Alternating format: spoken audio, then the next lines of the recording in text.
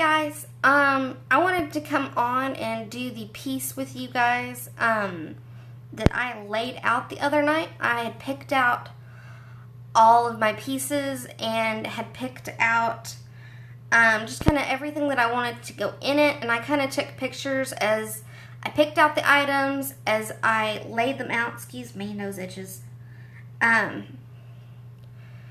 As I kind of started out with my shopping cart, then as I had laid everything out, and then I showed everything as it was all glued together.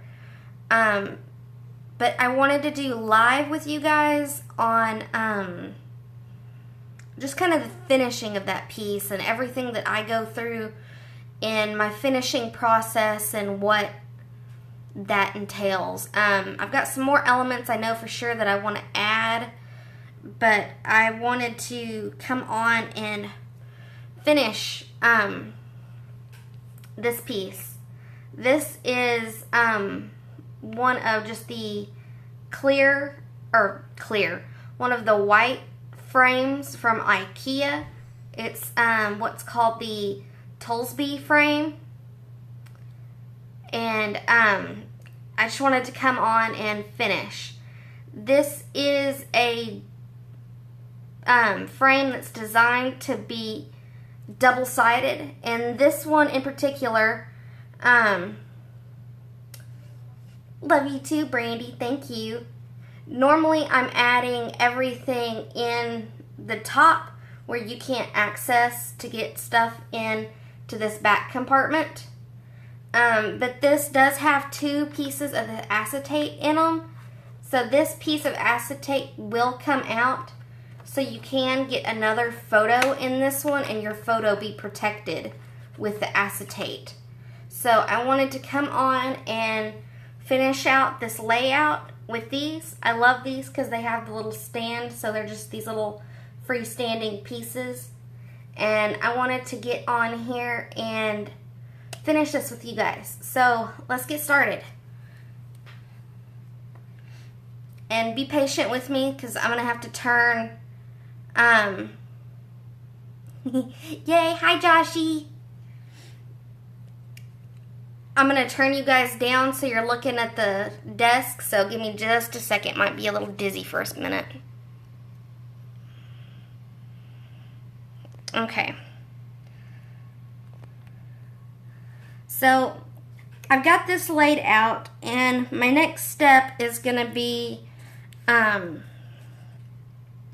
my black chalkboard paint. I'm wanting to do a little bit more of kind of a faded thing with this. So I'm thinking I'm going to paint everything in here, and then my last step is going to be to alcohol ink everything. But we'll do that a little bit later on towards the end after all this is set and dry. I just wanted to come on and do this whole process with you guys. So I'm going to start with just a little bit of chalkboard paint. And my brushes hold a lot of mediums and things.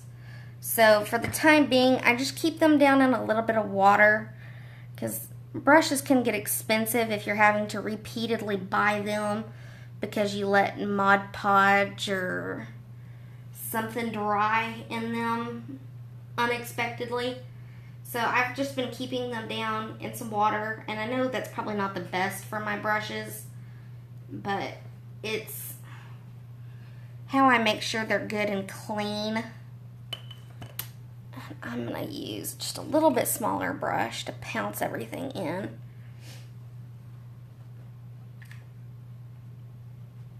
So I posted a video the other day, and one of the things that I was really talking about was making sure that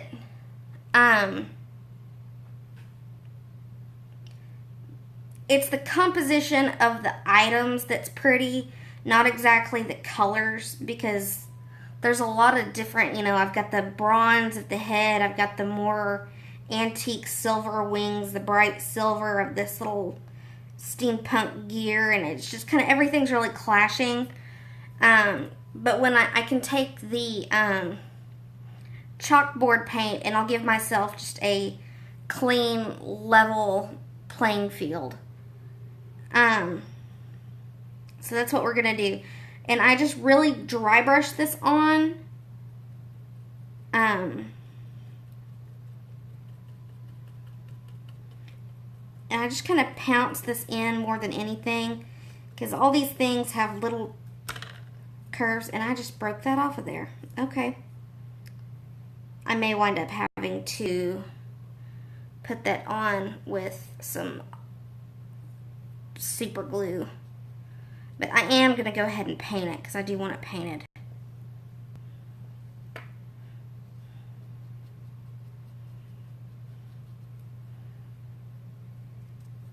But I'm going to paint this out. And I'm just covering everything. And then also making sure I'm along the edges and come up under the lips of everything. Because I do have this stuff popped up on some pieces of chipboard and things. So I want to make sure that everything is covered so you're not going to see anything underneath it if I turn it. Most people aren't going to be turning your item to really look to see how far you went in with paint. But it bugs me when I turn a piece and I can see that white or whatever color of that element sticking out at me. But I'm just pouncing this color in just because, one, it kind of keeps me from seeing brush strokes, and then two, like I said, it makes sure that color gets everywhere. I don't like seeing a lot of brush strokes with the chalkboard paint, especially because it's got a little bit of chalk in it. So it's a little bit more textured. It's more like gesso for those of you that work with gesso. So when it dries, it can dry with some more height in it. So if you have massive brush strokes in it, you're going to really see those when it dries. It's not something that'll level out with time. And I'm just going same strength, same power on these little paper flowers. Really just kind of making sure I'm taking the time to pounce all the way around it, get the color in where I want it. I'm covering all my little added paper elements on the edges.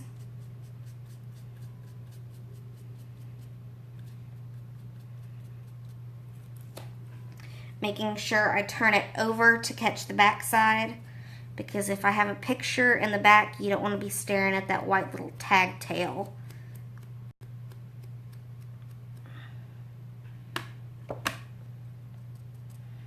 But I'm just pouncing all this in, and this will speed up once I get past these little intricate elements.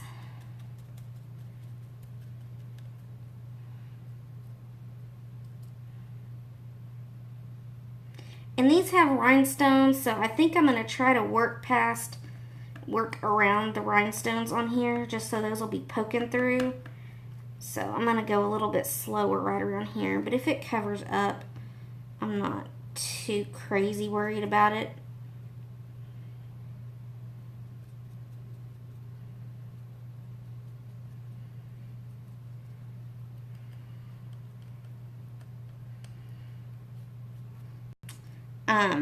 I'm going to come over towards the end when I am using the alcohol inks. If you haven't used alcohol inks, they are for non-porous surfaces. They will color glass. They'll color a glazed ceramic tile. Metal, they'll color metal elements. It's not permanent, but it will color them. So I'll come over the rhinestones with some alcohol ink so I can tone those whatever color I want. If you're somebody that likes like rhinestones, this is an easy way where you can buy clear rhinestones and then just use the alcohol inks to color them whatever color you're wanting. Now you wouldn't, like I said, you wouldn't want to do that on something that you're going to be handling a lot. But if you're not handling it a whole lot, the alcohol inks will definitely work for you. There we go. I had a little piece of white under those vampire teeth that I couldn't get to.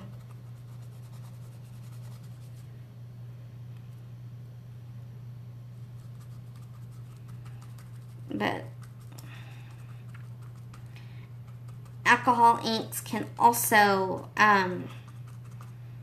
be used for coloring. If you've heard of Copics, Copics are a alcohol ink marker. They have all the same attributes of alcohol inks, but these are just put into a pen. Mine that I use for coloring, I just squeeze them down into a palette, which I'll show it to you when I'm ready for the alcohol ink so you can see what I'm talking about. But I store them in a palette, and you use a pen with some isopropyl alcohol, and they'll pick up the alcohol inks, and they just paint right down like a marker does. And they're Tim Holtz, so he even has a pen nib that you can fill with the alcohol ink, and that's what I use when I'm doing those. It's just his little pen that I'll put down some alcohol ink with and use that. So I just about have this done. And I'm going to use some other elements on this too, so I'm not completely worried about seeing the little bit of white. I just want to make sure that I am covering the majority of the white in this piece. And then I'm going to color too this little up here. And I'm not being super tidy about it because I'm going to go back in and kind of distress it all anyways. So I've caught all of that, and I'm also going to catch my little trim that I have down here. I've got some orange and white like hemp twine that I'm going to paint out. And I'm going to have to go all the way around the canvas with this one, since I am making this one to be exactly double-sided.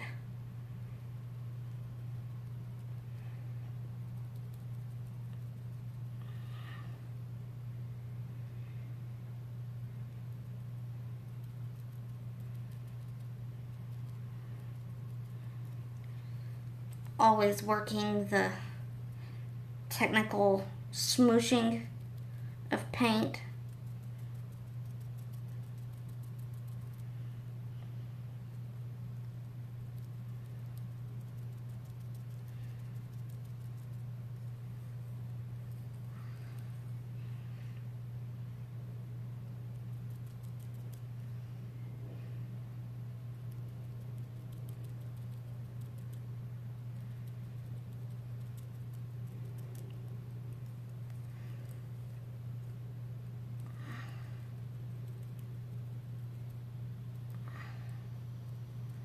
Okay, so I've gone around there with that, and I'm just going to stand this up because there's always, sorry you guys aren't going to have that great of a view for a second, but there's always things that I see when I stand it up versus when it's laying down. So I'm just going to go through and hit out these spots that need to be tacked with black.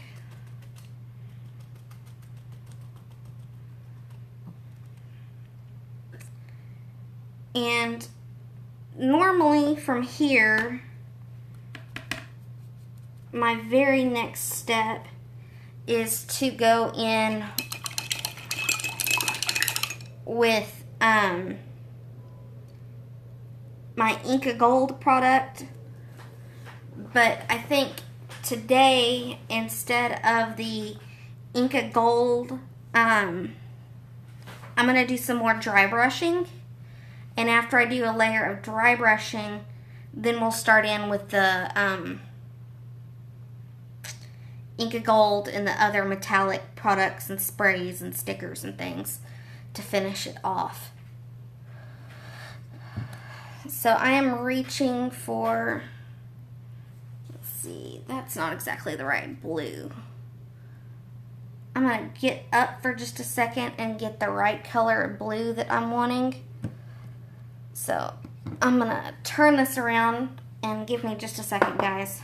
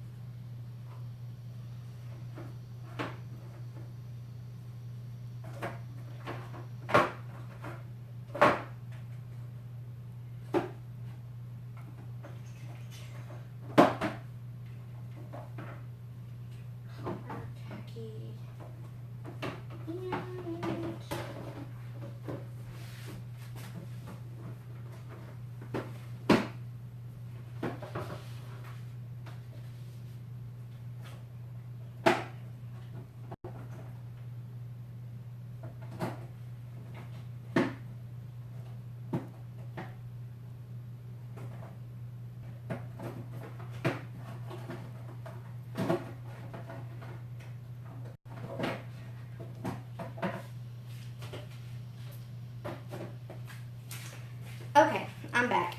It never fails that the color you need isn't right there on top. So I think we're just going to mix our own, which that's okay. But I grabbed just a couple of different colors. I've got, let's see, let me grab this. The Key West blue and the Award blue from the Apple Barrel paints. These are just cheap craft paints. There's nothing special about these. I don't invest in the expensive paints because I have other places I want to spend money. Mm-hmm. And then I have, in the folk art, I have the copper and cinnamon that I'm going to use. And I'm really wanting to go for kind of a more patina effect. So that's what we're working for. I think we're going to go kind of copper first, then layer on some of the cinnamon, and then we'll coat everything down, tone all that down with the blue and things. So that's where we're going to take that.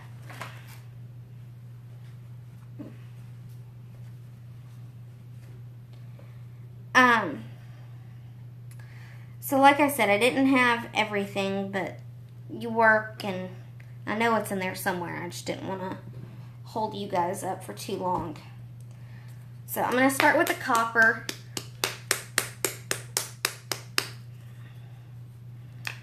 And those of you that have not seen this sheet that I'm working on and are curious about this, this is, where I first saw them was in the crafting world as a craft sheet made by Reynolds Ranger Craft Supplies. That's the guy that, or the company that does all the distressed Tim Holtz products.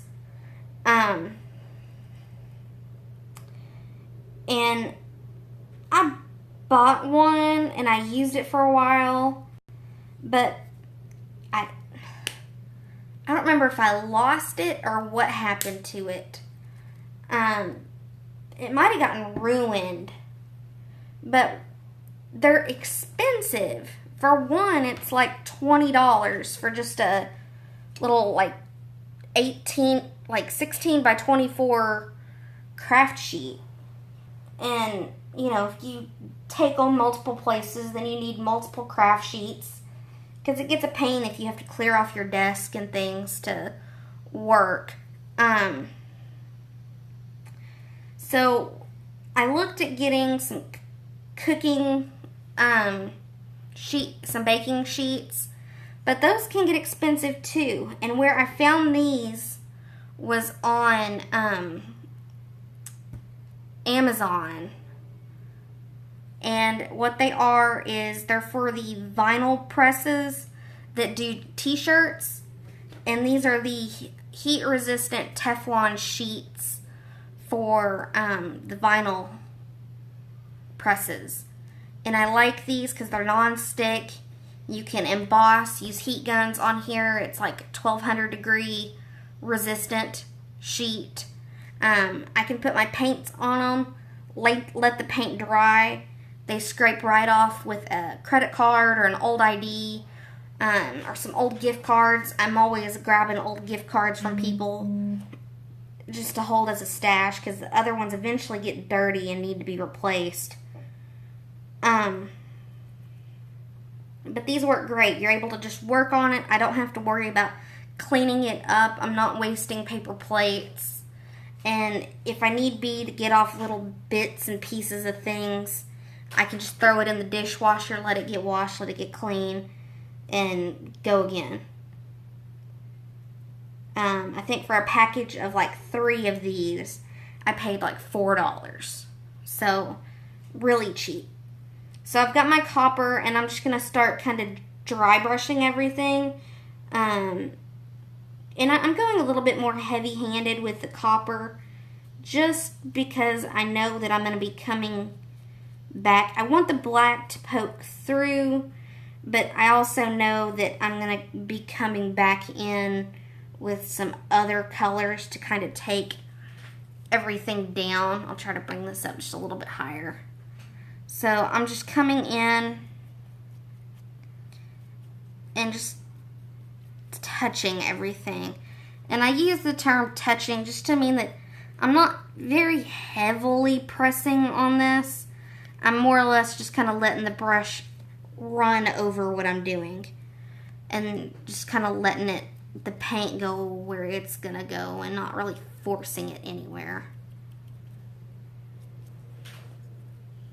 But I'm probably going to go over this whole thing. And I do need to, while I'm thinking about it, I'm going to re-glue this in a minute. See if it'll stick. Hopefully it will. But I'm going to go over this little mask that fell off.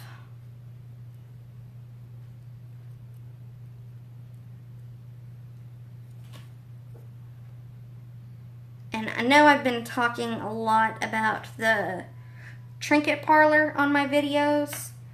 And I should aw, thanks, Fred. I should be getting a box here in a couple days from the Trinket Parlor, and I will come on and do a live cast opening of the box. She does some monthly boxes, so I'll go through her monthly box, and then I'll also just kind of show off some of the other elements, things that I've gotten from her, just so you can kind of get a better grasp on what that is all about.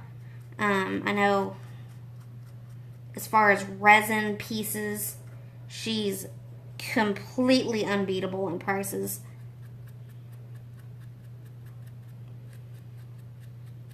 But that'll either be towards the end of this week,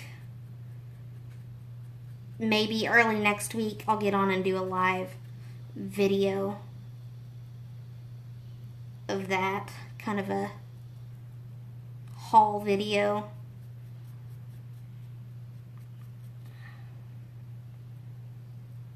Let's see. But I'm just coming on. And it's kind of weird when you're working with black, because it's like, you know, what's there because you know that you put that there, but it's always just different to see how paint picks it up, because sometimes elements have scratches in them or just any number of things in them that you don't notice, but the minute you get paint on them, that paint will pick up on that scratch or whatever it is, and you'll see it. And as much fun as that can be, it can also be somewhat annoying at the same time.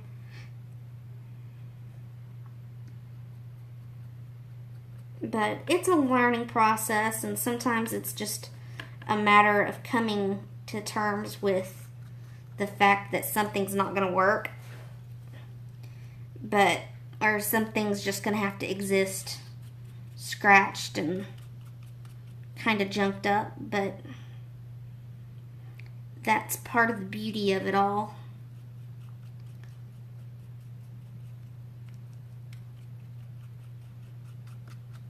And I've got the paper elements in here that I'm coming over with the copper. And where I'm really going to start defining those is when I get in with the Inca Golds and things. And you're going to really start to kind of be able to pick up on the different elements of things and be able to see where I've distinguished colors of the items and things like that. So I'm finishing up here pretty soon with the black, or with the copper that I've got out, going over my black, and then I'll start in with my cinnamon. And I am going to touch just right here. Right here, if you're wondering what is here, if you didn't see it, I had a little mask break off on me. So that little mask is going to be gluing back down there. So I'll just kind of lay that there so you can get the idea of what that is right there.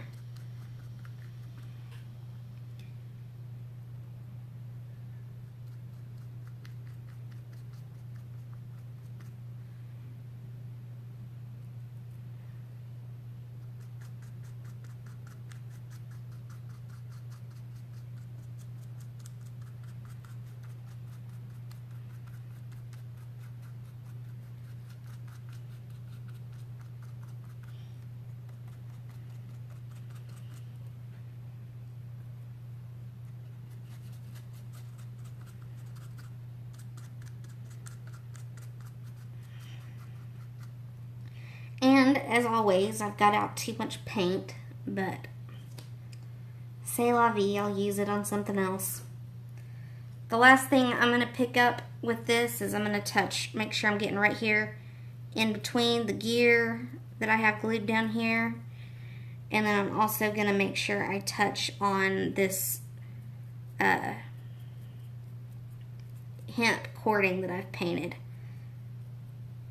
I want to make sure I treat it the same as my panel, and I have to go all the way around. And there went that I forgot about. I do that a lot. I'll forget about something that I laid up there, and it happens.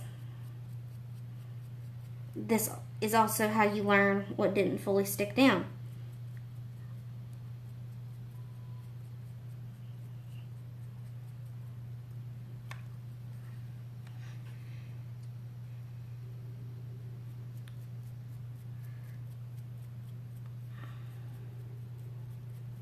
So on videos, if there's any of this that you're wanting to remember for yourself, but you don't want to have to go back to dig through the videos and things, don't forget on these videos, once I have posted it onto Facebook, which I always post my live casts, but once I post these, you are going to be able to go back and save my videos.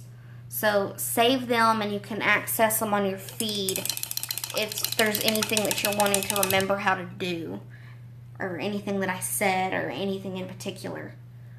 There is not yet a feature to be able to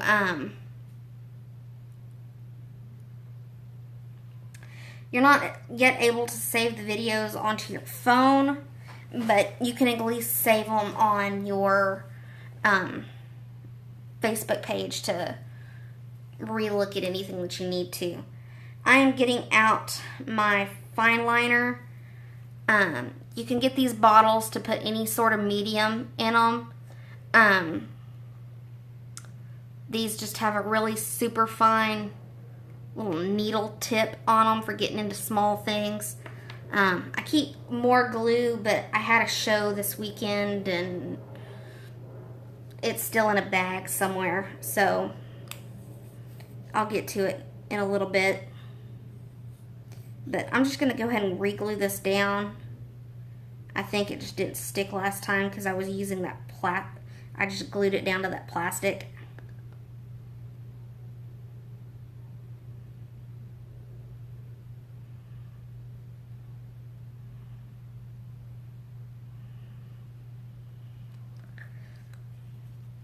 So these do tend to get a little bit clogged up, and I've learned with glue, you really need to water down the glue a little bit because it will get really caked up very easily into the bottle.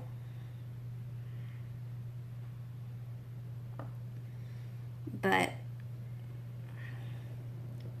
you live and you learn.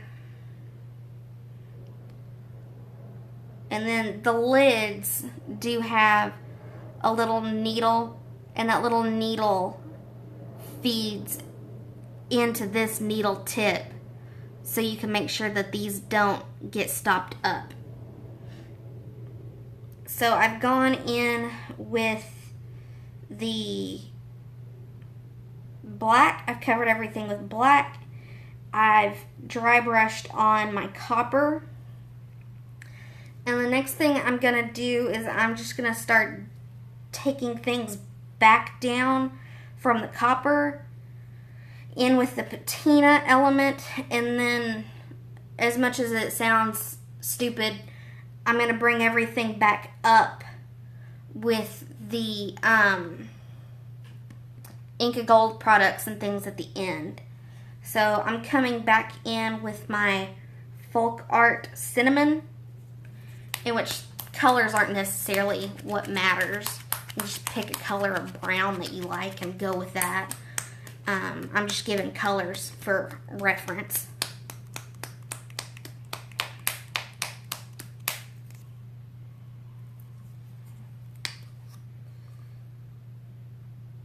The one thing I will say that I'm learning that I do not like about the folk art paints is they have come out with types of their paints. They have like their enamel paints, and I've learned very quickly that there's certain colors in like the enamel paints that they don't carry in their fabric paints, and just kind of throughout the spectrum of their product. And I don't really like that. And I don't like that if you get just their plain folk art, all of the apple barrels have this really nice little small tip to squeeze paint out of. Here's the folk arts. I don't like that. I know paint can get a little globby, but I don't like that there's such a big hole in these. That bothers me. It's not a huge issue, but oftentimes I get out way more paint than what I really need, and that can be frustrating. So I have gone in with my copper, and I'm coming in with my cinnamon paint. So I'm picking up, and I'm just going to be with this even more selective on what I'm touching. I want to make sure I get some on everything just because I want it to look united, but I'm not completely covering like I was the copper. I'm touching and even softer with that whole touching thing.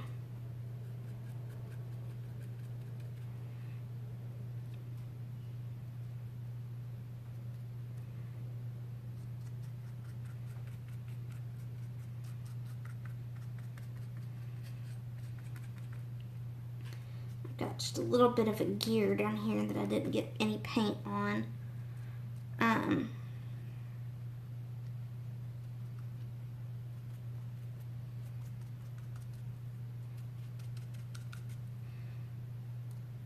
But we're gonna dry brush this.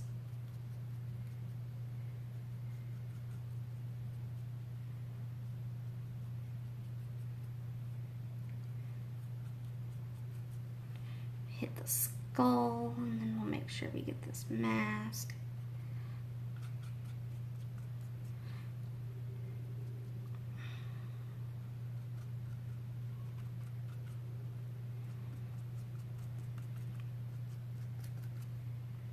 So, like I said, for those of you that haven't seen all of what was going on, I just wanted to come on and finish up this piece with you guys. I've shown bits and pieces of things and from here and there, and I really wanted to do a piece with you guys from layout, end of layout, until completely finished. So that's what we are doing here. So I think that's all we are gonna do, maybe a little bit more. I may have prematurely rinsed that, but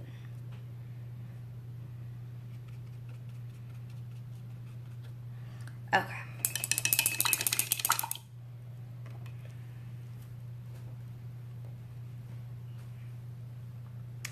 Okay, so what we're going to come in with next is the blue, and I know somewhere I have a blue that's called like a Key West, or this is Key West, but it's more of like a turquoise type blue. So I'm going to mix my own right now. I'm using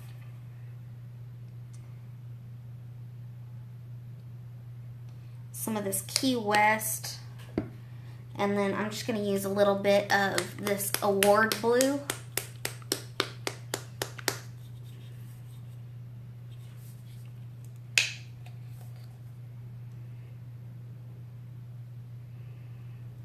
Just a pinch. I just want to tone that a little bit darker.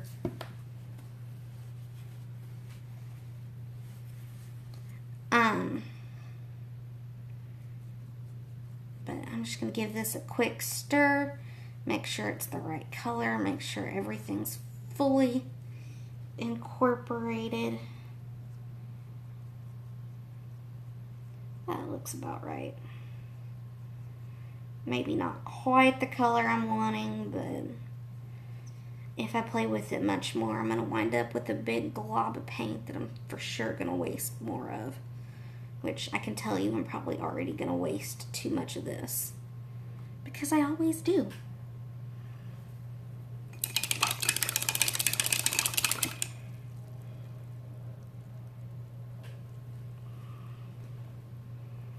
Okay. So, the last two colors I have really I know I keep using the term dry brushing, but they've been more wet than I want this brush to be. I want this brush to really almost have just hardly anything on it, and even that is too much.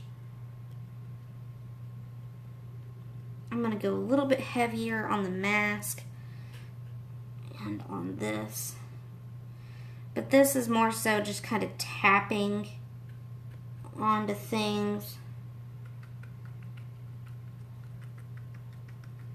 and leaving kind of the remnants of that blue, because I'm wanting this to pick up on that kind of aged, patinaed, old feel.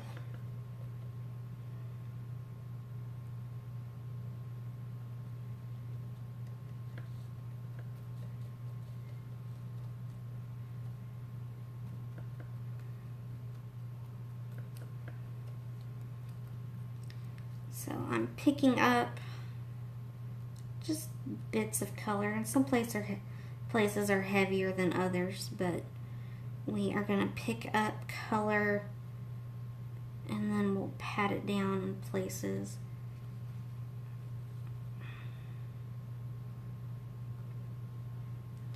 The main thing you want to pay attention to when you're finished with these pieces is you want it to look natural. I had a painting teacher in junior college that was always grabbing my paintings and flipping them upside down. And when he first started doing that, he used to get on my nerves because I'd be right in the middle of something and he'd grab my painting and flip it upside down. And I never could figure out why he did that, but now I get it. He's wanting you to make sure that the piece looks natural, because you can get so focused at looking at it one way that you're not seeing the fact that you've created a line with things, or you've done something with something. And with mixed media, it's a little bit different because you're obviously not painting landscapes or anything like that. Well, I should say this type of mixed media. You're not doing landscapes, but definitely down to your brush work. You don't want to inadvertently tap and create a zigzag line across your canvas, because it's going to get seen and people are going to notice that you've done that zigzag line. So I'm going to turn this real quick. This is going to give you guys a look, and it's also going to give me just a little bit different of a vantage point to tap with for just a few minutes. And I totally have neglected this little arrow up here.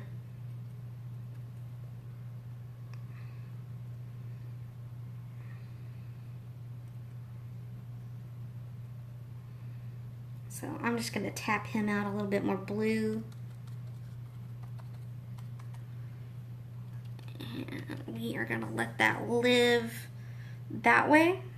So here's kind of what I have going on right now. I've done the black over everything. I went over all of that with copper. Over the copper, I lightly touched with the cinnamon. Then over the cinnamon, we've gone in with a mix of the Key West blue and the Award blue. So I'm going to go over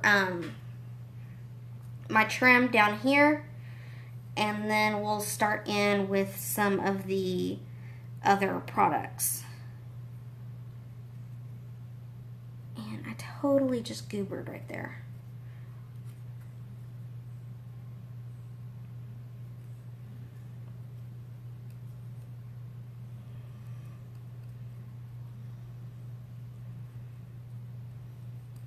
Sorry, I need to hold this for a second. You guys aren't getting that great of a view.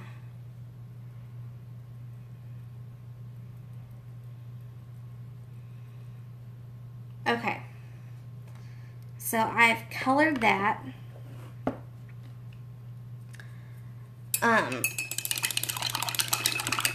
Those of you that are curious, again, didn't catch what this little frame is. This is a Tollsby frame from IKEA, and I like working with these. They are designed to be a double-sided frame, and I'm catching myself on this one because normally I'm gluing items in the slot up here where the photo goes, but on this one I have made sure that I have not stuck anything in this slot, and that I'm not going to stick anything in this slot. So you can get out the acetate, so you will be able to store a photo back here.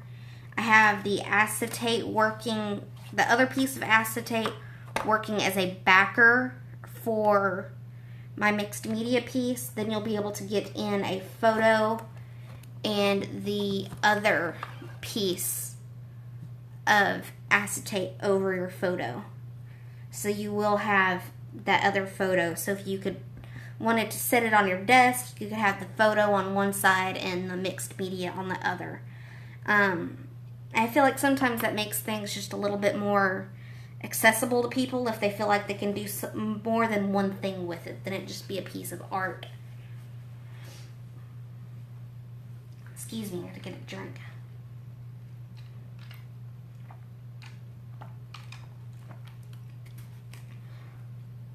Okay, so I've gone through and dingied up. I think what we're going to do next is we will come in with some Inca.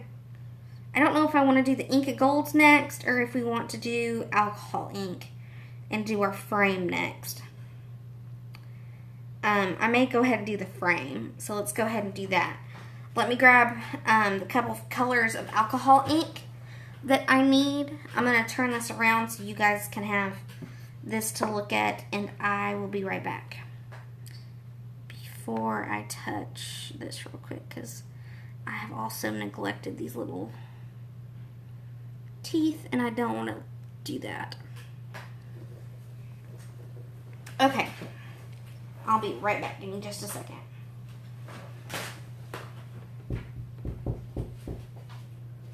Hold on, guys. You guys got the peanuts in there? No, I'm live casting.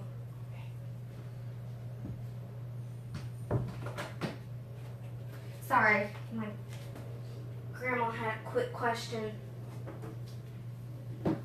Okay. So, alcohol ink. And I'm getting one of the palettes for you guys and a couple of these bottles so you can see what the bottles look like. Breast and mushroom.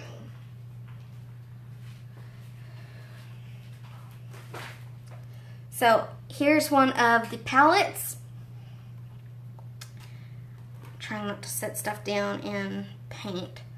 And then I've picked up 3 bottles. I have mushroom, rust, and hazelnut. Let me grab a felt piece and I'll be right back.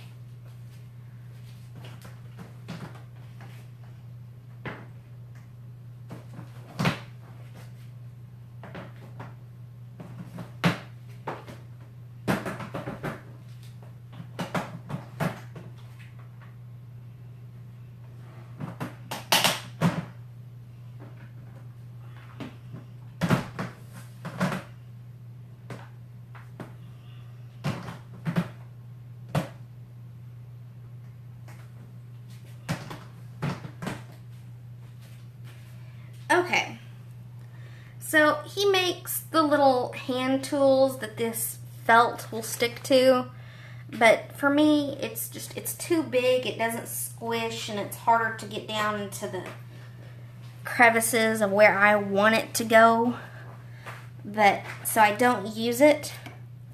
But Tim Holtz does have these little tools that have Velcro on them. And these little felts will just stick right to these. But I don't like them just because it doesn't flex. And often I'm trying to get around corners or into little crevices. And this just doesn't do it for me. So I don't use it too often. It works okay if you're working on flat surfaces, but I don't use them normally. So I'm starting out with, like I said, I have mushroom, and I'm working with all 3 at once. I have the mushroom. We'll lay down rust and hazelnut that I just stuck into my cinnamon acrylic paint. It's the only downside about working off a craft sheet, especially if it's brown on brown and you're visually impaired, because I do that all the time. But the way these work is I'm just going to take my felt and just real close together because I want them to be able to work at once. I'm just going to put a drop of mushroom, a couple of good sized drops of rust, and then some of the hazelnut. Get a little eyes and nose going on. And then I am just taking this, and you'll really start to see this. You get a couple of pounces out of it where you can start seeing the colored layer.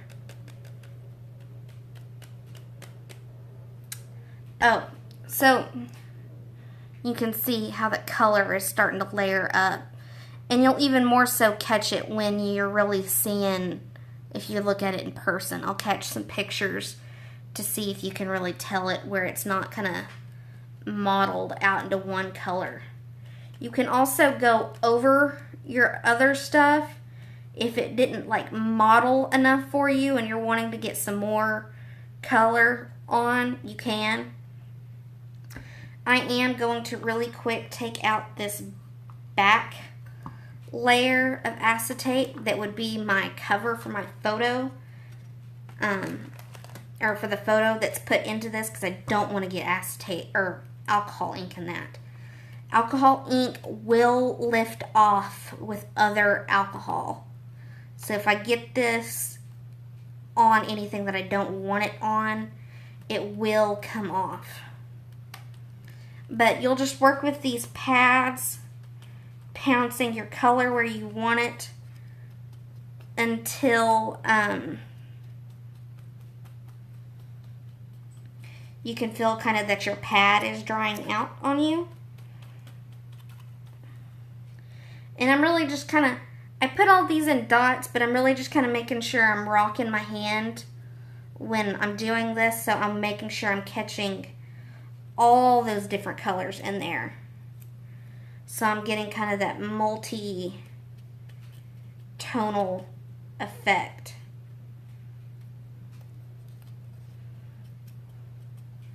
There again, I'm pouncing because I don't want you to see the swiped marks of the felt on here.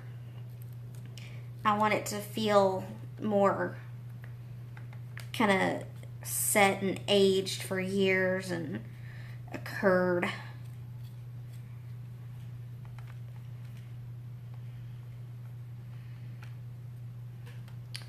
But I've gotten the majority of the front of it off of one load of my felt. And if I did these more, you could keep a hold of these felts and reuse them. But I don't ever seem to use the same color combination twice. And when these pads dry, they get a little hard. And so I don't really want to try to get them re-wet and everything. So I don't a lot of the times. But felt is cheap enough. So I just kind of go with the flow. I'm just pouncing that back in where it didn't get quite as well and working my way around the piece.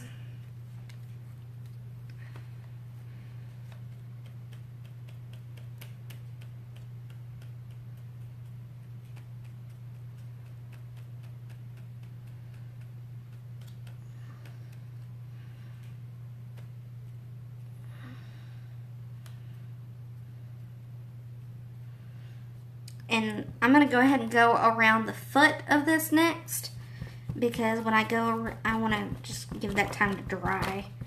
I handle this from there a lot, so I'm just going to make sure I'm tapping so I'm not getting streaks.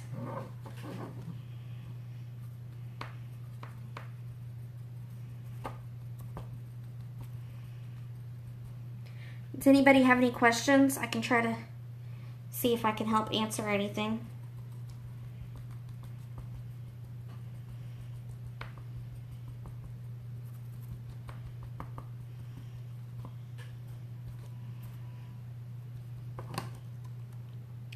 So I've got that side. I have the majority, have all of the foot done. So I'm coming around and I'm going to try to do off of one last load of my felt, which you're totally going to get your fingers dirty with the alcohol ink doing it this way. I always look like I've been a baby playing in paint, but it happens.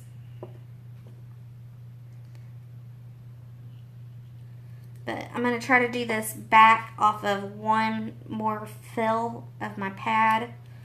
So we'll see how that works. And then I'll do some more close-up pictures for you guys.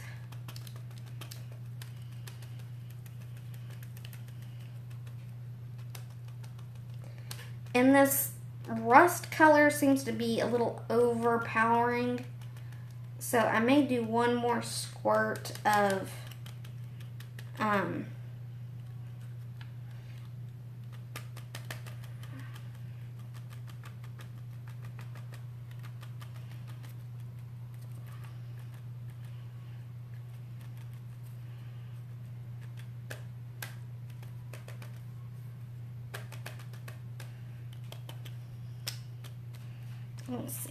let's see how that looks. It doesn't look terrible.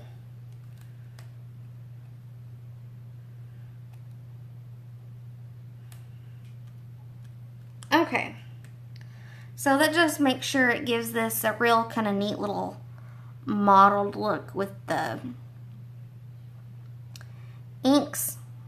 You get just the different dimension and things with the inks. And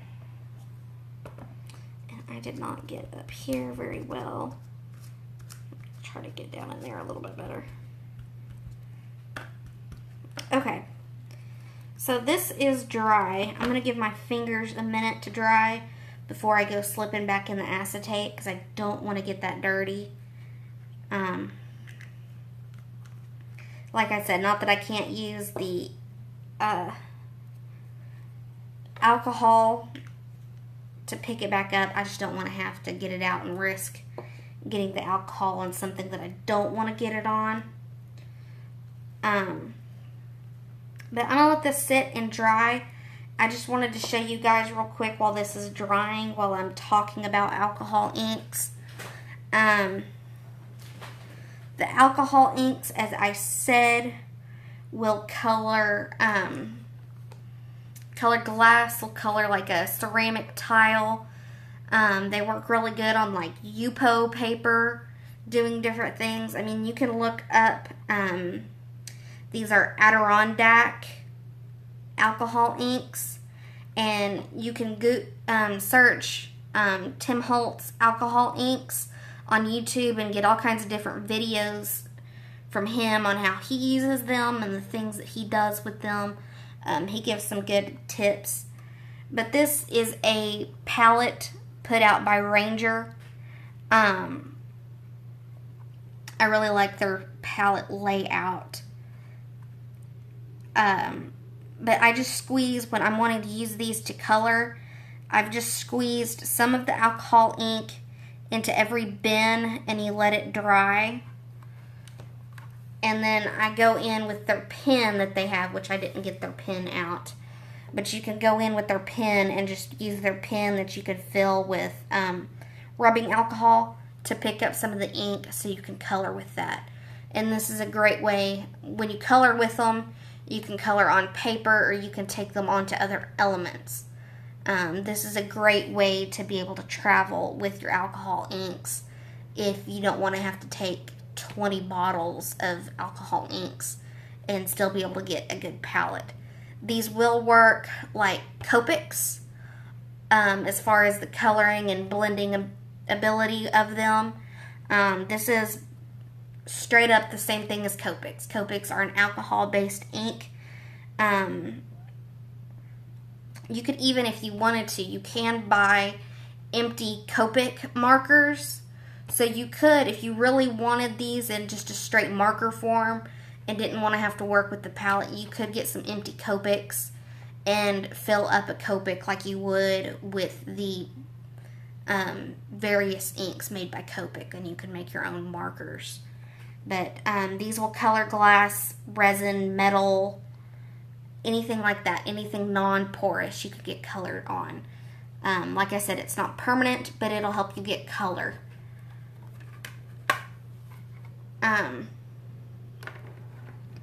That's a way that you can eliminate buying some color items or various colors of one item.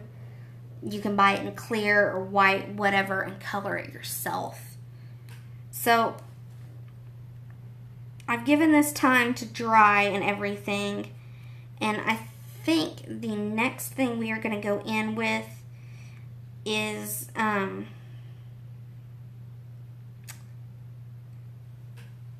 some Inka Gold products. So let me do a little bit of cleanup. I'm going to spin this around and let you guys look at this while I go grab. Let me stand this up in here. The Inka Gold colors that I'm wanting. So I'll be right back. I keep working myself into a mess on this desk.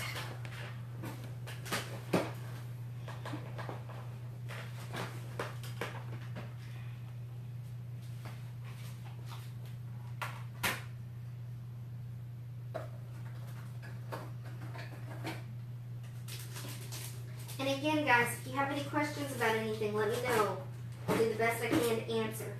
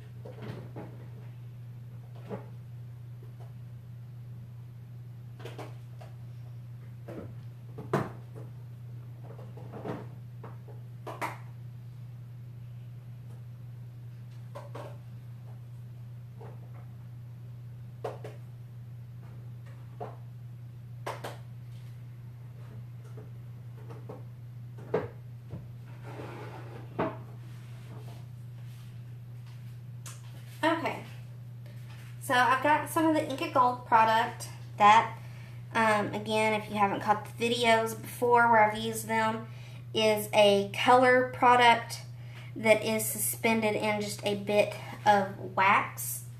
It's just suspended in beeswax, and it's a great way to get down some color. I've heard people call them cold encaustics, because if you do use them with like a palette knife, you can get some stand-up texture in them as long as you don't overly handle the color. I'll read off the colors in just a minute. I'm trying to just give myself a little bit more space here. I keep working myself into a little bitty hole on here.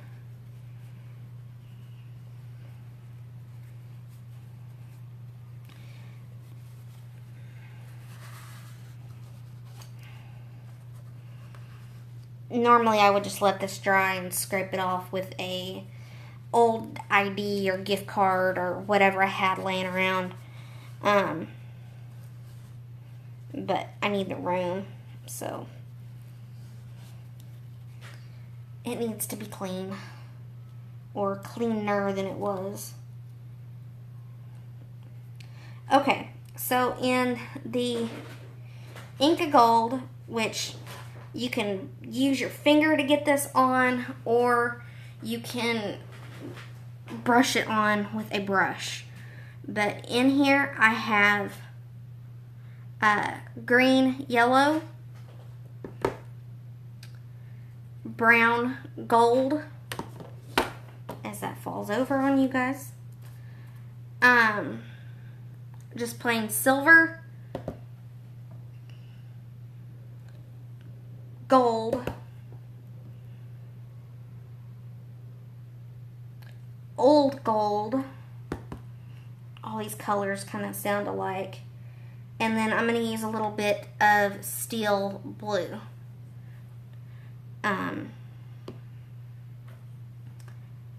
But I think we're going to start out with our two most dominating colors. So if I need to kind of go back, I can. I'm going to open up this steel blue first. And I think I'm going to work with that stood up there like that anyways. That puts that up a little bit closer to you guys. So you can see when I open this, which I'm not sure I've ever even used this one yet. And I haven't.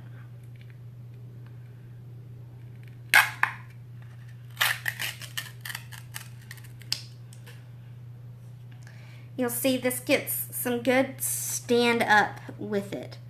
You get good peaks with this stuff. You can see how it's really holding up on itself really good right here.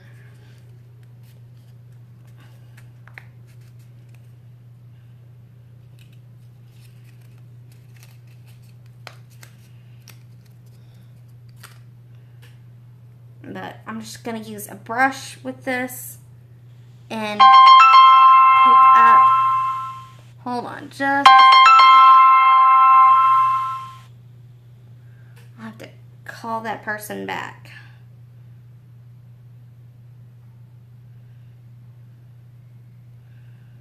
But I'm just going to pick it up with the brush. You need to be a little bit harder with it just because it is a wax product, but don't jam it because you will pick up way more than you need.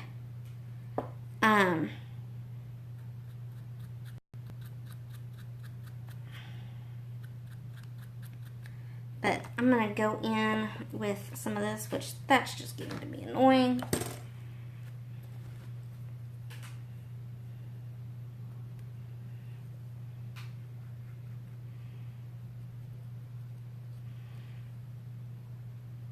And I'm just going to selectively kind of color different things. And I said I was going to color those rhinestones, and I never did. Oh well, I might go grab it back out in a minute, and I may just say the heck with it and add in some more clear rhinestones.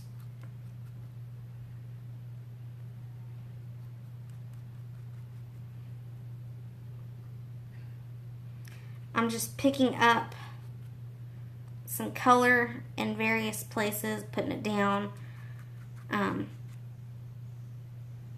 Really kind of relying on that feel of this coming out looking like old metal, kind of antiqued, vintage.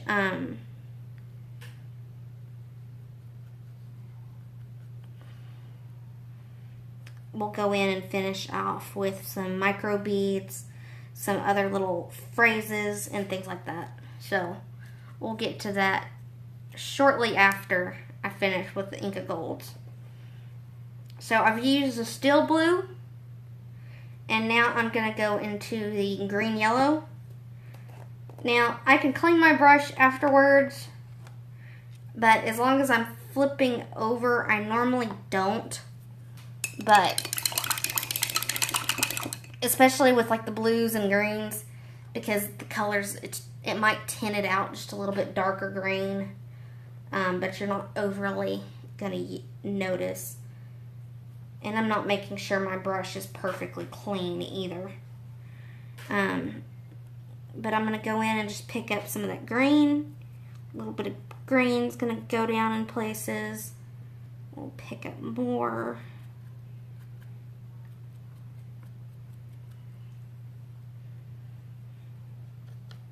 And I have, if you're interested in it, on like an old patina kind of rust effect, I do have up on my YouTube channel a video on doing a patina effect on a canvas with like foil tape. It's what they used in the AC venting stuff. It's a metal, it's basically, it's like foil with it's got just a sticky back on it. And I go through kind of my painting process and the crinkling and everything of that. So you can see that if you'd like to. I'm going to go in here and start kind of coloring up these different papers. And I keep forgetting about my vampire teeth.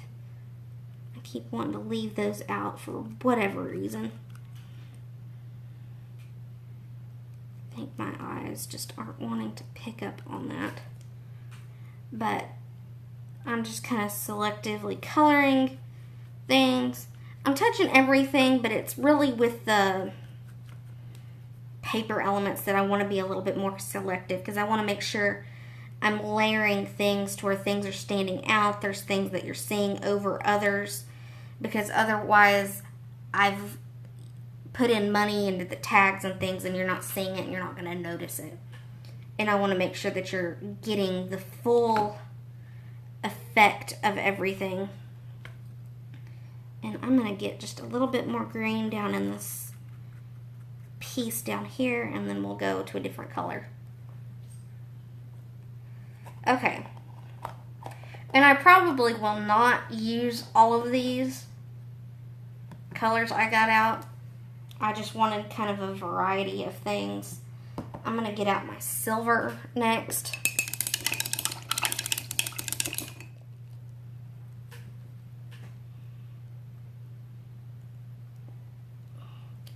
How's everybody's summer?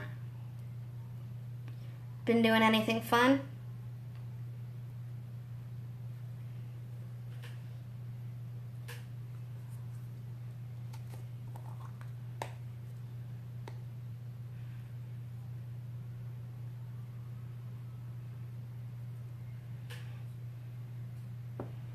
So I'm going in with this silver.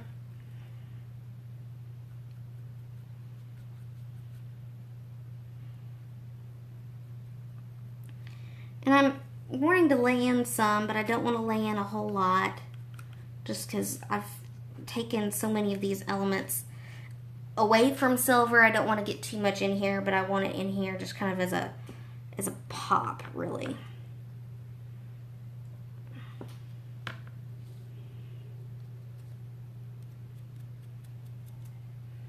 And I'm probably going over some of the same stuff over and over again. But that's okay, because that's some of what patina does, is it'll go over and kind of catch and recatch elements over and over again.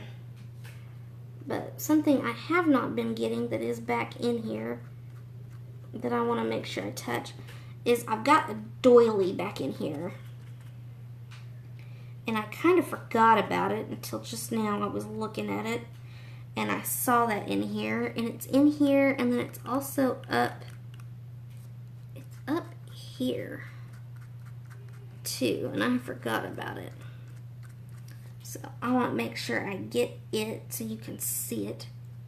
See, and I'll even do that on myself. It's been a couple days since I've had time. I had that big art sale in Dallas, and it just got away from me that I even had that in here.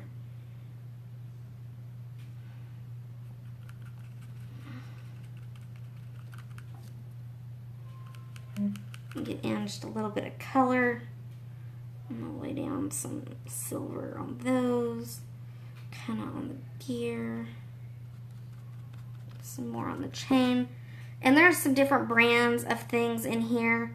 A lot of these elements came from the Trinket Parlor, which is that online shop that I said that I would do a kind of live haul video when I get my next box in. Some of this I've picked up on eBay, like the little vampire teeth charms, the little skulls.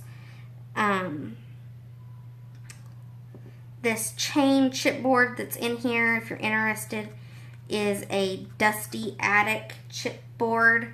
They have them in a jumbo and in a mini. You get 10 in the mini packs. They're a Australian-based chipboard company, but I get them off of eBay from American dealers. There's not a lot of other stores that I really know of that you can go into and physically buy them. So you get them online. You can get on the most of the different chipboard companies and things like that. You can get on their pages to look at their designs, but they are more wholesale based. So that's where you would need to be able to contact your various sellers and just hit them up with a list. Because more than not, even if you haven't purchased from them, you can hit them up and be like, hey, I want the mini chain, I want the mini viewfinders, I want this. I'm wanting, X amount of all of these. And when they put in their order, they'll make sure they get those products for you. There's a lady that I have shopped from several times that is in Cleburne off of eBay that I've done some good business with. So there are ways out there of getting a hold of other things that you're interested in. And sometimes even just buying from other companies. As long as you go through PayPal, PayPal's going to have your back on your money, so you're not going to get gypped out of your money. On PayPal, if you've got something going wrong with the purchase, all you have to do, and for you guys that are interested, I am now into the gold, Inca Gold, and this is a little dry. So I've got just a spray bottle here with a little bit of water. Give that a couple sprays, and this will be up and moving again for me.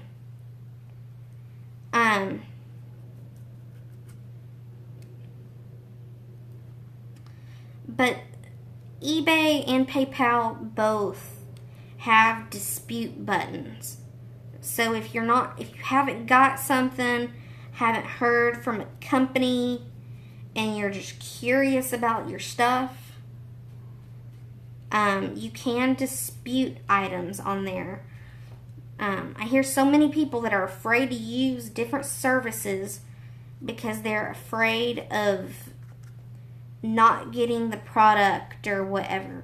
Those companies are there for you guys. They're not going to screw you over.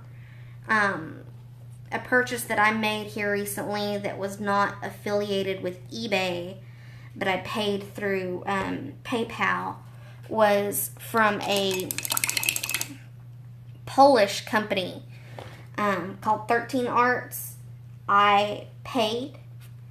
I saw the money out of my account. I saw the money in PayPal, but I had gotten no notification on the item, no notification that it had sold, nothing.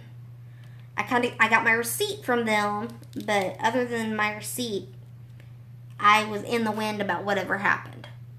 All I did was disputed on PayPal saying, I bought it, but it hasn't come. I haven't gotten any receipt of shipment, whatever. The company emailed back through PayPal and told me that they had already shipped the items, and I got it like the next week. So don't be afraid of these companies. They're there to help you, and they're not going to just let you get gypped, because not only does that reflect bad on the company, but it also reflects bad on their interaction with the companies that they deal with. So don't be afraid to access what's out there for you guys. I'm going to put these away. I'm going to pick up some micro beads, and I will be right back.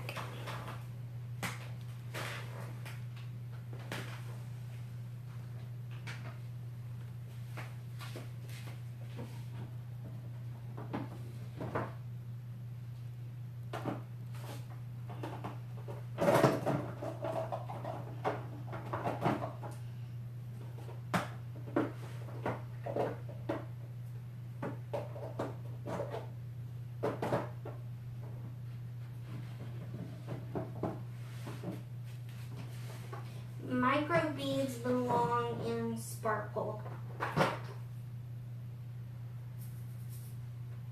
see, I have gold ones and I have gold ones.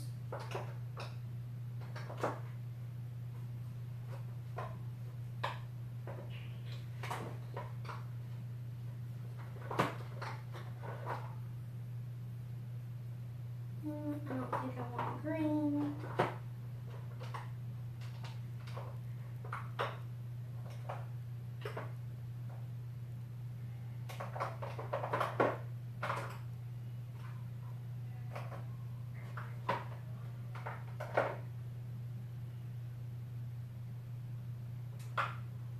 Well, it looks like all I can find is my green. I think I need more copper micro beads. So I think we're going to use some of this jumbo glitter. Okay, so I've come back with the gold micro beads. If the camera is focusing, sorry, family's watching TV in there if you heard that. I've got the micro beads, were just our little tiny glass beads. They do not have a hole in them. And then I've got just some copper gold toned glitter. And I'll show you how I do those. I'm going to just let this brush sit in my water. And I'm going to grab some acrylic medium.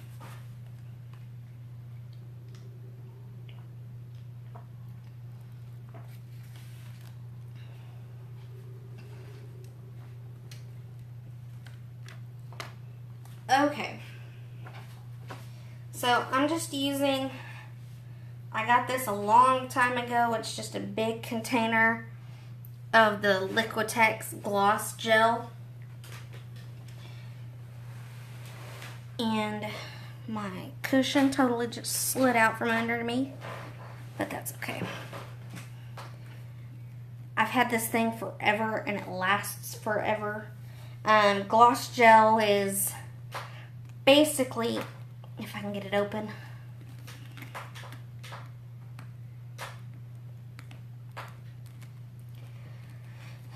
gloss gel is basically acrylic paint without any pigment in it. It's a little bit thicker, but for using it how I use it, it works, and it's quick. So I am using this with a palette knife, and I am picking up some of that. I'm going to put it on my palette, and I'm just going to create kind of a little well in the center, but I do want just a little bit more of that.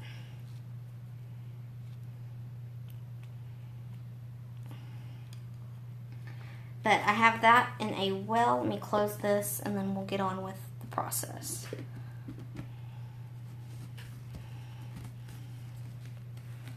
Hold on.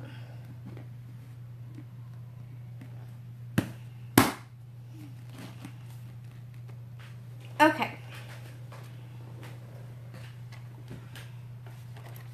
A little bit too deep back there on that table. So I'm going to take my micro beads, and way too many of those just came out, but that's okay. I'm going to go ahead and mix these in. These are just little, really tiny little beads, and if I don't go ahead and mix them in, they get kicked up, and next thing I know, they're all over my workspace, and it's a pain in the butt.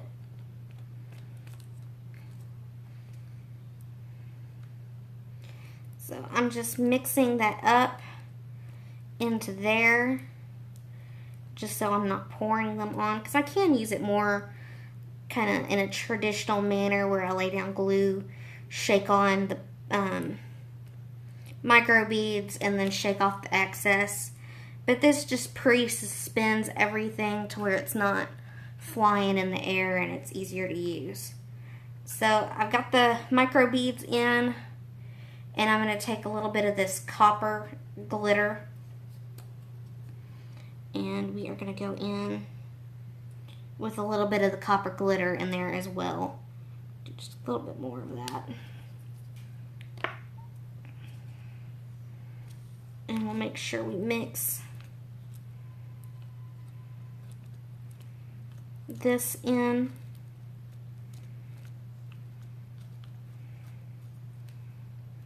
And after this piece is all said and done, I will have pictures of everything finished up on my page so you can see it all.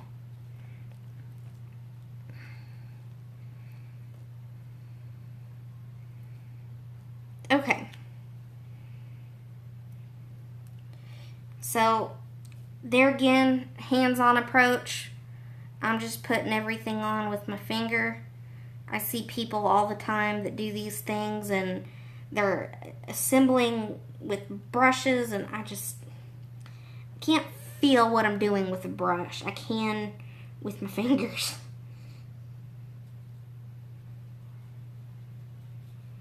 So I'm just going to start kind of tapping in these micro beads, layering, kind of building out where I want things to go. Yes, it does kind of glob up and wind up drying on me, but I don't really mind.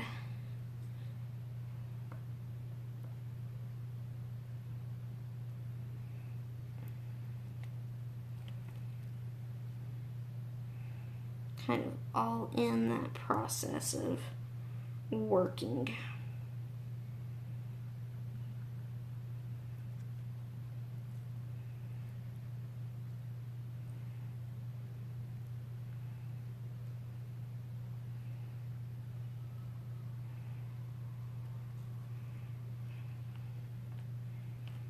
But I'm just gonna kind of continue going through my piece, layering things on. This will dry clear. So right now it's white, but this will dry clear, and so you'll be able to see the little piles of the micro beads and where I've gotten things in heavier. You'll see the glitter, but because it's all suspended into this glue, I'm not going to have to worry about any of that flaking off and getting anywhere, as people so often fret with using glitter. I have told many people before that glitter is the herpes of the crafting world, because once it gets one place, it never goes away. And that is so true. Our camp, the cancer camp that I went to as a little kid, being a girl, there was glitter, and it never failed that I would come home from camp and I would have glitter all over me, and it hangs with you for months. It'll be on your cheek one day, then the next day you turn around and it's on your arm, and you'll think you've washed it off, and then it's on your knee or something, and it just does not go away. Kind of crazy, but it does. So I'm just going to stand this up real quick, because there are some elements in here that I can't really see with it laid down. I want to make sure I'm getting like on the top of this bird's head, the skull of this bird. I want to make sure I've got stuff on there. And they're just kind of on the tops of things. So I'm standing this up to work with it.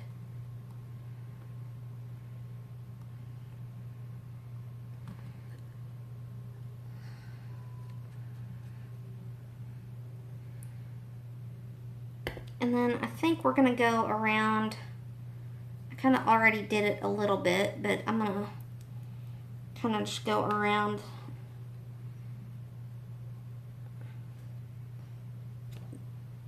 this little wrap that I did. That's going to, one, make sure it's glued in, but too is just going to add a little bit more to it. And I'm really caking up some of these areas, and some of it I'm just kind of letting it be a little bit thinner.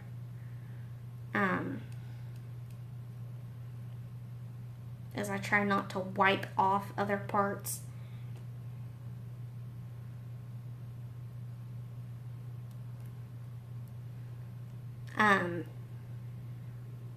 But I'm going to let this dry, and then as it's drying, we'll pick out some other little phrases and things that I want to be able to get into this.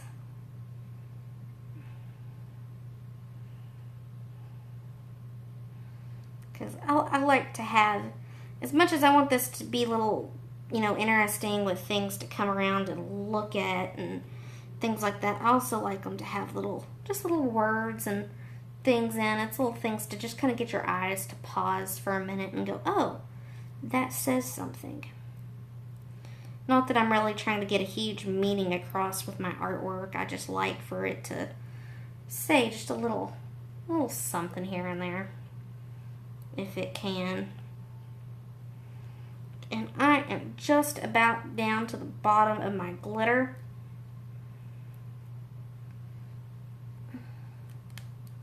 So right now you can't really see much of anything. It just looks like I covered the majority of it in white. But time shall reveal itself. Okay. So I have layered all of these different items. I think the only two other things I really want to get in is I want to get in some of this angel hair stuff, and then I need a phrase on here, and then we'll hit with some Distress mica sprays, just to kind of give a splattered look to everything. It's a mica powder suspended in just like a alcohol-based spray that just kind of gives you just a colored mica splatter to everything. Looks like it's been sitting there and just kind of it's had this like kind of rust latent metal kind of splatting on it for a while. But I'm gonna let this dry and I'll show you guys what we're gonna get into next that I'm gonna dig through, which is actually down here. So these are some Tim Holtz elements. These are his little snippet stickers. They're made to look like they've been taken out of old books, and they're just kind of different little sayings. He's got find your loveliness, good and true, there's happiness. He's even got just like little page numbers in here. There's 25, 138, 64, and they're all his little elements. They're just in different fonts. They're in different, just all these different little elements that you're able to kind of pick from. Each package comes with 4 sheets, and each little sheet is different. So I'm looking for something I want to just kind of go, I don't think I want it to go down here. I'm thinking kind of in here somewhere. So I want it to be fairly small.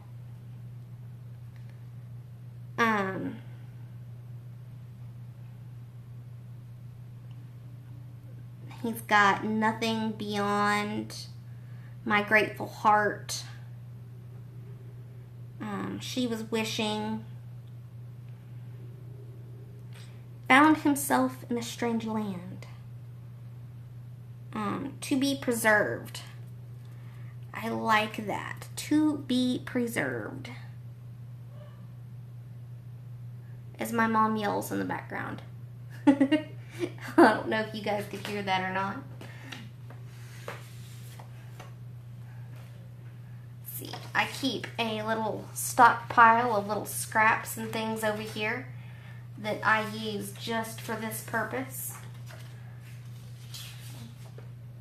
Packaging and things. Let's see. Where's what I said I was going to use?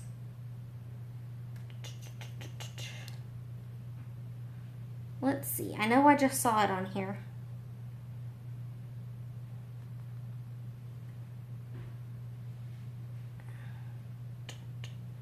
She was wishing. I think it said to be saved, and now I'm not seeing it. I hate when your eyes do that. It's like, I know I saw it, I said it, and I'm looking for it, and now my eyes are, there we go, to be preserved. There it be.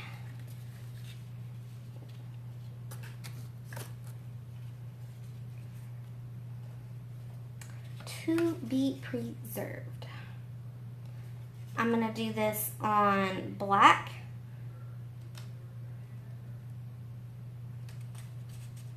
I'm doing this on black. I'm going to do a very skinny cut around this. I'm not trying to stay straight or anything in particular.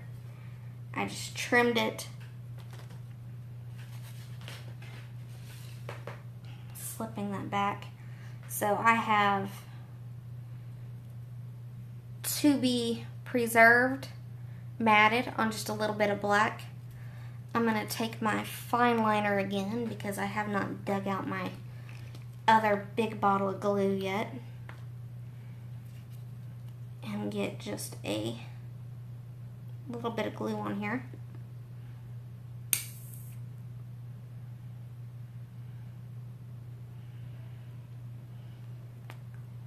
If I can get glue to come out of this thing. This really does stop up a lot. It can be kind of annoying sometimes. I may just say forget it and not use it. Not layer it. But if we're not going to layer it, what I am going to do, and what I thought I was initially going to do anyways, but I really want to do it now, is let me put this scrap back.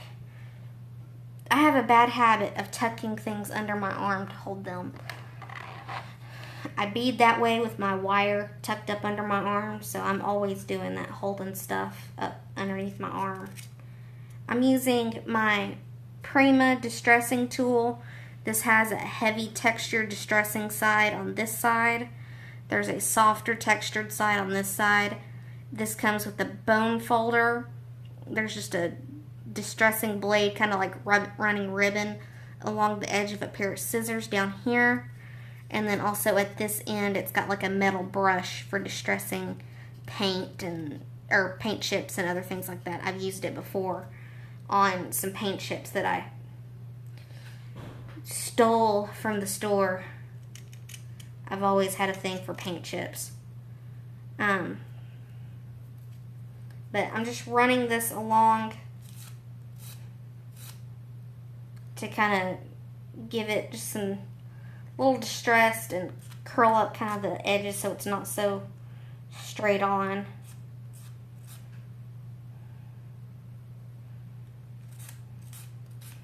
This does not collect your little pieces, so if you do this very much, you may want to do this over like a trash can.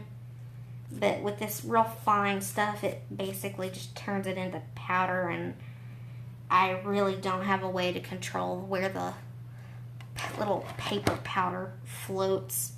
So I just kind of let it go where it's gonna go. What is that Tommy Pickles said? A baby's gotta do what a baby's gotta do. I'm gonna let this do whatever it's gonna do, and I ain't stopping it. So since I can't get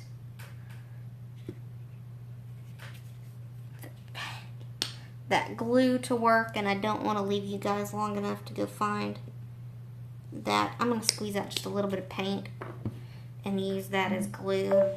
If it were anything more expensive, I might be a little bit more concerned about it, but if most of these little craft acrylics are 50 cents a tube, and I'm not worried about it. I'm just dabbing a little bit of paint on there to use that as glue. And then I'm going to use that to smush down my to be preserved. So right now this is still really dry. I really want to do this piece live with you guys. So let me jump and grab my heat gun and we'll hit it with some heat. This is it's technically an embossing gun. This isn't going to get super hot like a industrial heat gun is going to get. This is the heat guns that you see in the crafting area or in the like stamping area of Michaels and things like that. So I'll be right back. I'm going to grab it and plug it in.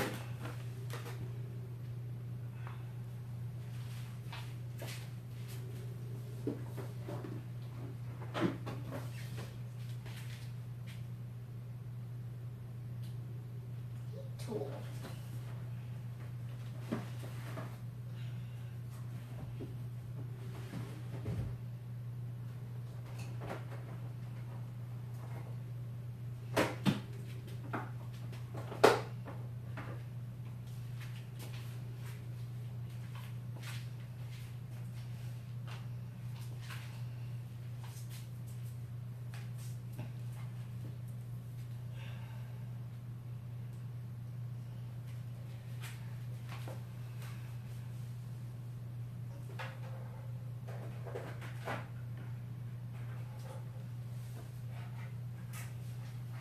Okay, so I've got here my Tim Holtz, well it's not Tim Holtz, it's the Ranger Craft Products Heat It tool.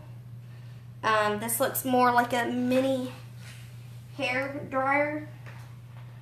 I'm gonna turn you guys back up so you can, and angle you a little bit more so you can see what I am doing over here, because this won't quite reach from there or all the way over to where you guys are. So I'm gonna turn this up just a little bit.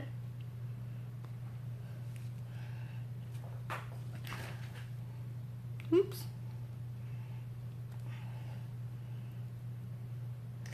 Okay, so I've got this over here.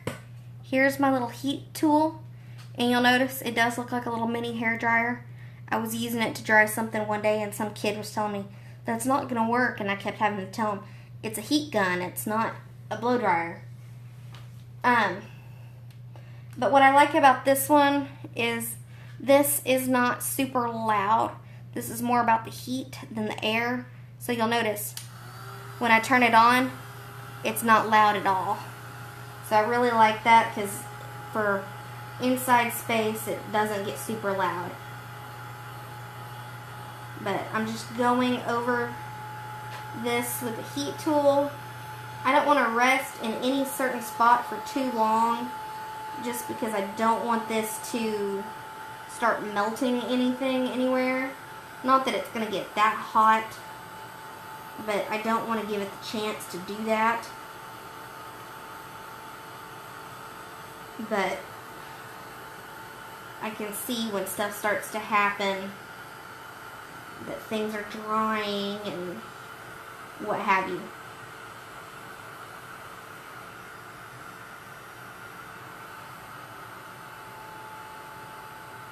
And the areas that are more caked with product are obviously, and that was really hot that I just touched. The areas that are going to be more caked with product are obviously going to be a little bit more latent to dry just because there is more product there. So it's going to take a little bit longer. But I mainly want to get the little areas where stuff is thinner. That way I can go ahead and spray this on here with you guys so you guys can see what my finished product is. But I'm just kind of staying in little circles, going over the whole piece. I'll turn it over in a second so I can get the other side down at the bottom but it's going to take a minute for all this to dry, but I just want to let the majority of it get set up.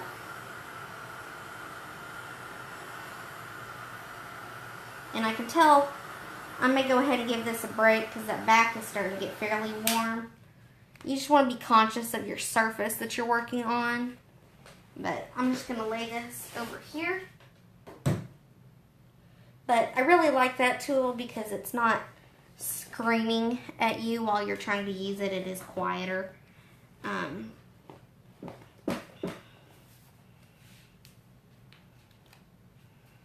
See, as I've continued to get micro beads and stuff on myself, you can come around there. Yes, I know I'm walking around the same chair that I was just sitting at because I want to sit back down on it the right way. I sit with a leg tucked up under myself because I'm short, and it's the most comfortable for sitting for a long time. Try to speak appropriate English. So it's easiest to come around from one side. But I've got all of that on the way it's going to go. I am going to go ahead and grab this piece of acetate and go ahead and slip in this other piece of acetate in the back. So I want to make sure I get it in front. So when people pull that out, they're pulling out the right piece and they're not looking at it going, but it's got color all over it.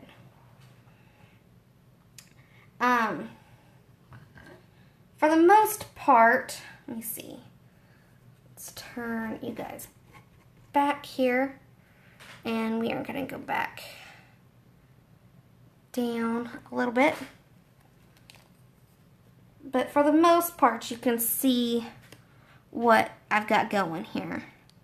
Kind of a more grungy take on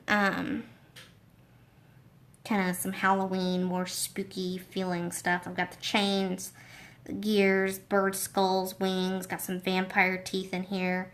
And then I really just kind of caked it with the glitter, the micro beads. Got the little mask in here, to be preserved. To be preserved, I kind of felt like that was a play on not only kind of the whole vampire thing, but just time in itself of being preserved and kind of this rusted environment. So this is really kind of the piece. I think the last thing that we are going to do while on camera is I'm going to take some of the tarnished brass, and these are the Distress Mica sprays. This is it's just like an alcohol-based product with the mica powder suspended in it. These do have a shaker ball. You want to make sure that you give these a good shake. Otherwise, you'll cake up your little spray tube with mica and you'll ruin your sprays. So, you give these a good shake.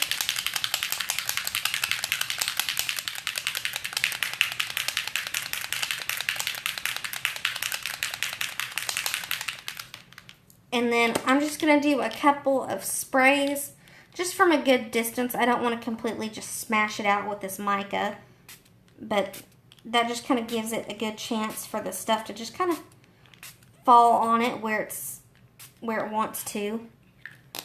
And then I might pick it up and let it run a little bit, because sometimes you'll pick up those little runs of color. You don't always see them, but sometimes you do, and that's where it's neat to see. But I think that just about finishes this out. I've got some little rhinestones. I may go in and glue some little brown, more copper-toned rhinestones. But this just about finishes out this piece. So I'm going to get off of here. I'll let this dry. I'll glue on the rhinestones, and then I'll take some pictures so you guys can get some more detailed views, because I know doing this backwards from you guys isn't the easiest for you guys to see everything. But thanks for watching, and I'll have this posted on my page as well as up onto YouTube in a couple of days. Hopefully, I'm kind of backed up on some videos. So we'll get those up soon. And I'll be back with more. Always crafting, always working. Let me know if you guys have any questions, anything you want to see, anything you're interested in, and I can do that for you guys. For sure. Any things you want to see me do that I haven't done, speak right, Kayla. But I will do it, and I'll post pictures once all this is good and dry, and you can see just strictly the glitter and everything. So, thank you for watching, and I appreciate it. Talk to you later, guys. Bye.